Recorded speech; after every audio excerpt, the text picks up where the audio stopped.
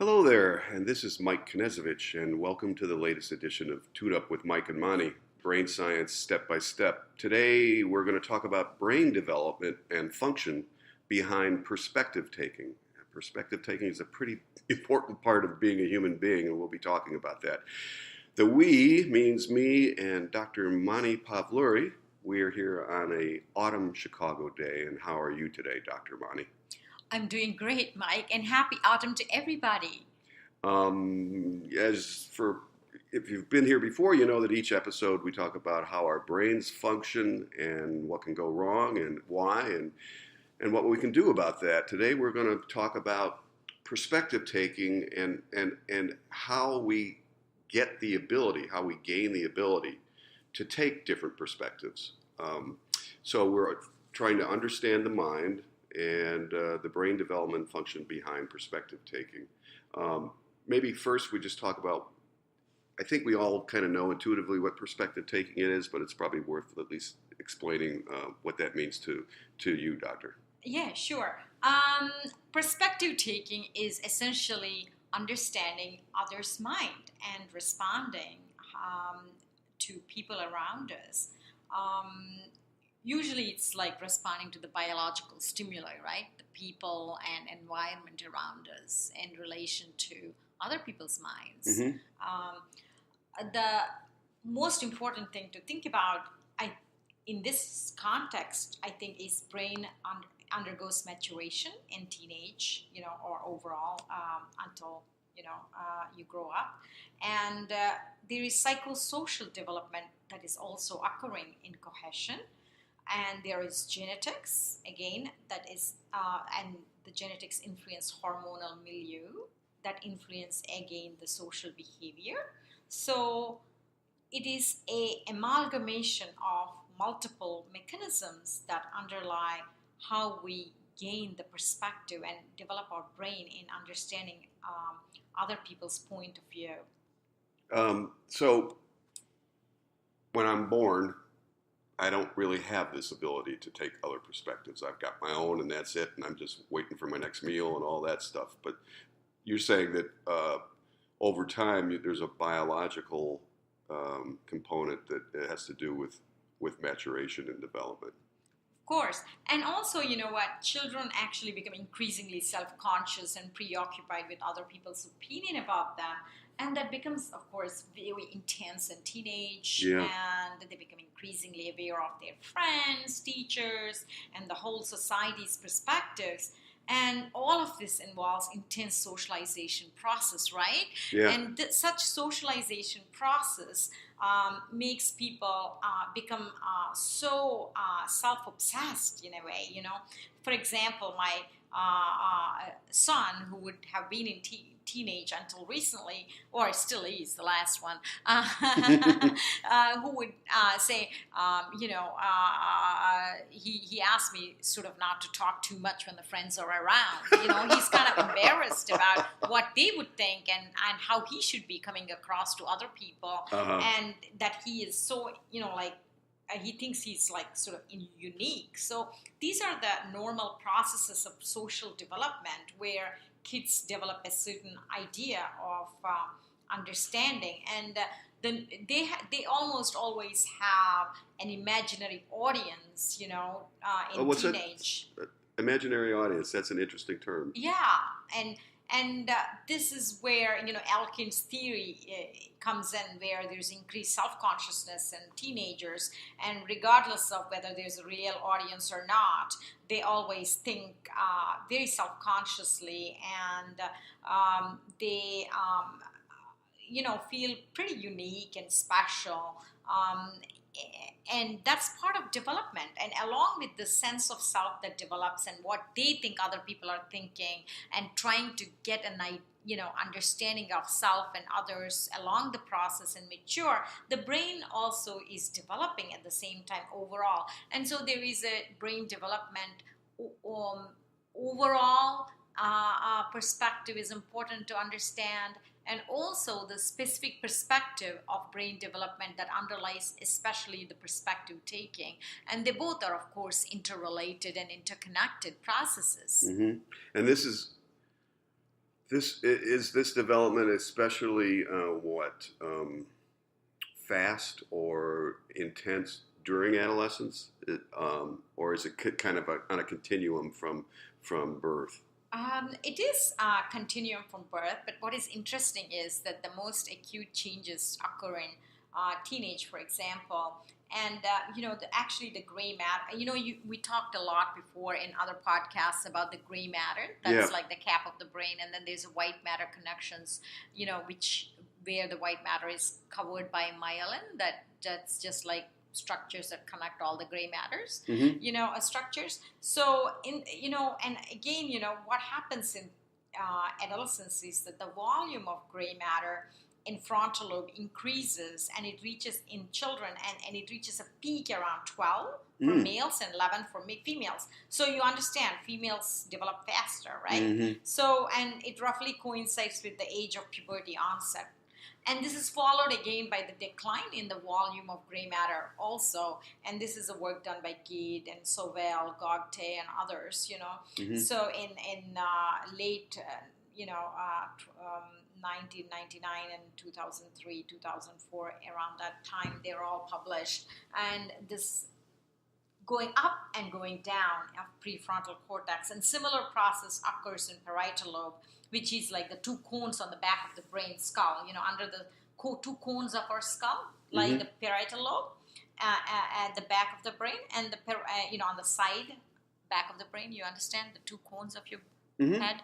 So underneath it. And this parietal lobe also develops to the max at 12 years of age for males and 10 years in females. And then there is a decline in the gray matter volume. Okay, and that's the decline even is during adolescence. It's beyond, beyond the 10 and 12 years of age. And temporal lobe again peaks around 16 years. Like temporal lobe is like the medial side part of the brain, and that peaks around 16 and then declines also. So that's the lobe that's very involved in memory and also perspective taking. All these structures are super important in perspective taking. So that's why I'm specifically mentioning frontal lobe, parietal lobe, and temporal lobe that have significance, And then the white matter of this brain also increases in density in prefrontal cortex, parietal cortex, through adolescence, and also keeps on developing, unlike reduction as in gray matter. Oh, it continues to develop. That's right. Yeah. That's right. And the white matter is the stuff that, for lack of a better term, kind of wires the other stuff together. Exactly. Okay. Exactly. And it's myelinated, so the messages go faster. Okay. Yeah. And there is also cellular changes, though, which is called histological changes, in the brain. And what happens is all these synapses, it's almost like, you gather say you're writing an essay, you gather all the words and all the detail, and then you make it pithy and concise, right? In the same way, the brain, it gathers all these, it connects to everything, and it has a lot of synapses that the network that develops, and then it prunes all these synapses later and only take those that are required, just like the words in an essay or the sentences in an essay that you edit. So it develops these connections, and then it has a mechanism that sort of evaluates whether they're useful or not. It gets rid of them. Exactly. That's pretty amazing. Right. That sprouting of synapses and then pruning, just like how a tree is grown and then you prune the tree. In the same way, all this brain cellular changes occur, and this gray matter increase and decrease somewhat parallels and reflects such changes at the cellular level as well. Yeah. You know what I mean? So the brain is becoming more and more efficient, actually. And, this is reflected, clearly in the way that these scientists have measured the brain structure. So, does IQ have anything to do with this, or does it have anything to do with IQ, I guess is another way of putting it? Oh, intelligence quotient of the brain. I mean, it's sort of like, a measurement of various brain domains, right? And their function and your ability to, to estimate your function.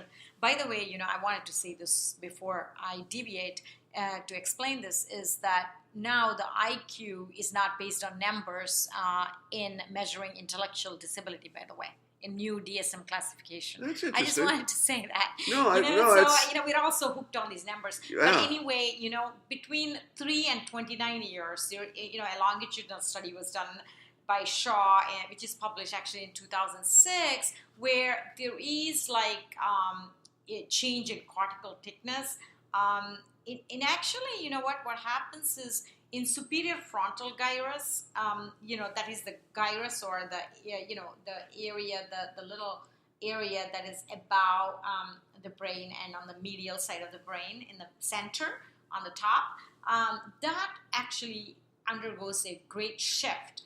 And in intelligent children, the highest IQ people, or the children with highest IQ, had thinner cortex in early childhood, and then the thickness increases rapidly and then peaks at 11, and then it again goes thinning thereafter. So there is a little bit of like going up and then going down. Okay. Also in this middle part, in the front part of the brain called superior frontal gyrus, that correlates with the IQ somewhat, and that could be related somewhat to the brain development. Okay. Maybe we go back to this term that I liked before, the imaginary audience. I think I understand it intuitively, but why don't you expand on that, because I want to make sure I do. Yeah, right. So, imaginary audience is nothing but, teenagers becoming self-conscious and thinking around that people are all noting them and noticing them and taking perspective of other people. And it's still not really totally mature as to what others are thinking, but it's a very fine-tuning, like searching for meanings and figuring things out, right? Okay. And so what is really beyond that, I think, in general, when you take a broad perspective of, when you talk about broad classification, Mike, this is how people have been talking about it, and I like to expand on, let's say, there are always these great people who have done work before our talk today, right? Right. There's Oakley and Fink in 2003. They have really done this amazing classification of perspective taking called first-person perspective and second-person perspective, and they call it at a phenomenal level, okay? We need to really change from the egocentric point of view. It's almost like translocation of egocentric point of view from first-person perspective to third-person perspective, which is required in order to understand other people's mind. Okay, so now I'll tell you what first-person perspective is, okay? Yeah. So there is Willis Tower, right, in center of Chicago, in the downtown. Formerly the Sears Tower. Formerly the Sears Tower, for those who know it as Sears Tower. It's the tallest building in Chicago. Right.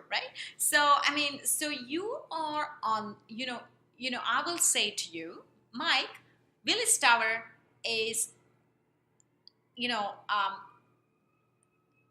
south of where I live. Right. Okay?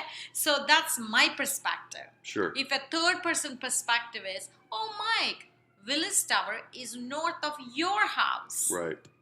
So I'm thinking about you. Right. Okay? So I'm understanding how you would think where Willis Tower would be from your point of view. I got it. Okay? So it's a visuospatial kind of similar kind of understanding. Sure. So, and then I have to, so if you had to understand minds, I have to shift from my point of view to your point of view. And, I actually have a very beautiful practical life experience of telling you about this. Say we have conference call, right? Yeah. I'm in academia, right? So we have a lot of conference calls with this and that. I mean, with various people on East Coast, West Coast. Sure. Being me in the Midwest, okay? So other people would say, oh, it's let's have this call at 3 p.m. EST. And I said, what?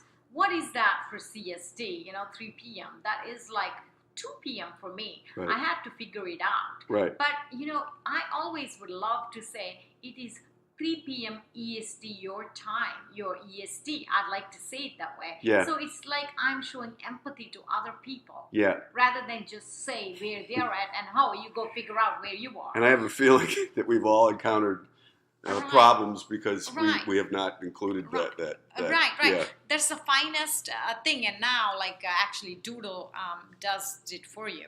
And then the another example is when we all write papers together with the co-authors, and when it is cited, then we share the citation. Mm-hmm. That usually the first author sends the citations to your co-authors, and when you do that, when the paper is published, then usually you bold your name and you write it in your CV as a citation.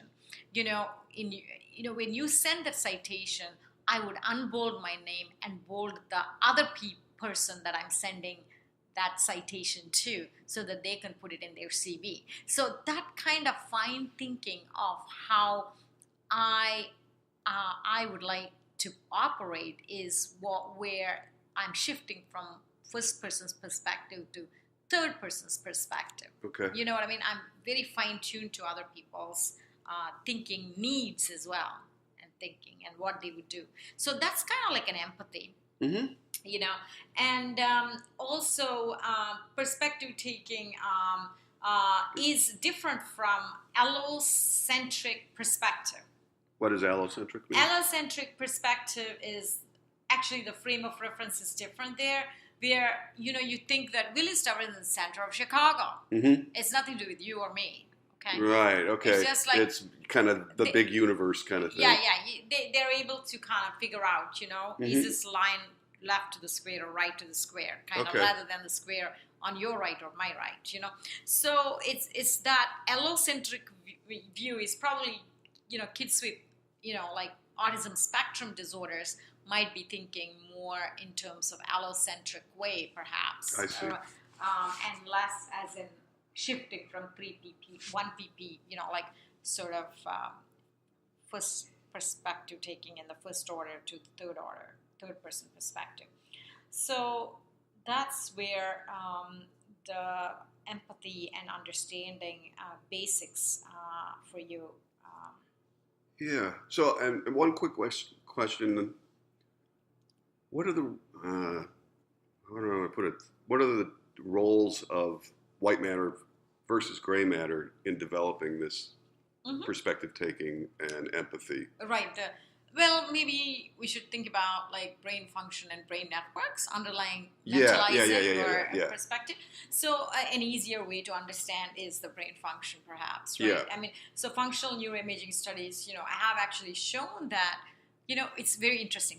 Let's keep it really simple. Yeah, right? yeah. So the less. the less is more. So the medial prefrontal cortex, the front of the brain, and then the inferior parietal lobe, which is like a side bottom of the brain, beneath your cones, inferior parietal lobe, and then superior temporal sulcus, which is called SDS, on the sides of the brain. Side SDS, the superior temporal sulcus on the side of the brain, and inferior parietal lobe at the base of the, side and bottom of the brain, and then front of the brain. So these three are essential aspects of mentalizing network, and they are operating in tandem. And mentalizing is, again, coined by Emodio and Frith, Utah Frith from UK, who I have the joy of listening to when I was training. Mentalizing, what does it mean? Understanding other people's perspectives. Oh, it's the same thing. It's another term for it. And it's another thing is theory of mind too, understanding what others are thinking. So mentalizing refers to inferences we naturally make about other people's intentions, their beliefs and desires, and then we then use it to predict and make sense of their behavior. Mm-hmm. Yeah, and so this is highly circumscribed, actually, this mentalizing network, and consists of prefrontal cortex and then the side superior temporal sulcus, and also especially around the connection between temporal lobe and parietal lobe called temporoparietal junction. And also the amygdala, of course, our good old amygdala that offers emotional perspective of what we are understanding. All of this is related to also another word that we use favorably at this time is also social cognition. So social understanding of the brain, Okay. the brain. This mentalizing involves all these regions, I think, and yeah, and they're You, all, yeah, you had mentioned this is a lot of stuff, and I yeah. think we're coming up to our time limit, but there's something I think we might have to pick this up in part two. Yeah, I think. But you mentioned autism, and I'm curious. So this is related, as far as we know, the ability or the inability to take perspectives to autism. Of course, I mean, autism involves, of course, difficulties in social Right. interactions, Okay. also communicating, and they also have restricted pattern of interests and behaviors. So autism is actually a little bit more complex cluster of symptoms where perspective taking deficits is one aspect. One of aspect. it, Okay. right? So, I mean, we can also talk a lot next time about developing perspective, how people will differentiate self from others, and anticipating others' thinking, right? Yeah. Yeah. And how there is a preference for social stimuli versus non-social stimuli. All those amazing things that are involved, even in perspective-taking development, and how that applies to autism. We can talk about it another day. Yeah, we'll talk about it in the next episode, and it's amazing. This is stuff that we take for granted, and well, that's the brain. We take it for granted. But I know, but I think that's the beauty of it, right? I mean, but the thing is, the most important thing we can end this saying is empathy is so important, and trying to understand others' perspective in their shoes, what would they like, or in their shoes, what they're thinking, and what can I do to make their life better in every single interaction that we have with others in our society, people, personal circles, and everything else is my pet thing to think about, So therefore, understanding others' mind is so central to our quintessential existence. you couldn't say it any better than that. With that, we're going to sign off, and we will talk to you in the next episode where we go to part 2 of perspective taking. Thanks, Doctor. Thank you, Mike. Bye, everyone.